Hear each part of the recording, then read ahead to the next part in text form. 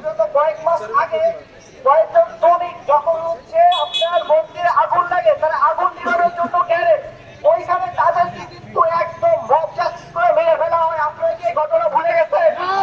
বাংলাদেশে এই ঘটনা ঘটতেই থাকে, আর দিল্লি থেকে আপনারা উস্কানি দিয়ে যান। বাংলাদেশ থেকে এ পর্যন্ত 5 মে পরে যে একটা দেশ আমাদেরকে স্বীকৃতি দেয় না, সেই দেশটা কোন দেশ? ওরা বারবার আমাদেরকে উস্কানি দিয়ে যাচ্ছে, আমরা বারবার বলে যাচ্ছি। তারা শুধু তাই না, বাংলাদেশে যে হিন্দু বা অন্যান্য সংখ্যালঘু যে জনগোষ্ঠী আছে তাদের জীবনকে তারা অনিরাপদ করে তুলতেছে। আমরা স্পষ্ট করে দিতে চাই, বাংলাদেশে কোন ধরনের সাম্প্রদায়িকতার জায়গা হবে না। আমরা যেমন মন্দির পাহারা দিয়েছি, আমরা ঠিক সেভাবে আমরা আমাদের প্রত্যেকটা দায়িত্ব পালন করবো। কোনোভাবে আমরা কোনো উস্কানিতে দিল্লির কোনো ভাবে পা দেব না। বাইরে আমাদেরকে মনে রাখতে হবে, বীর যোদ্ধা সেই যে ধৈর্য ধারণ করতে পারে।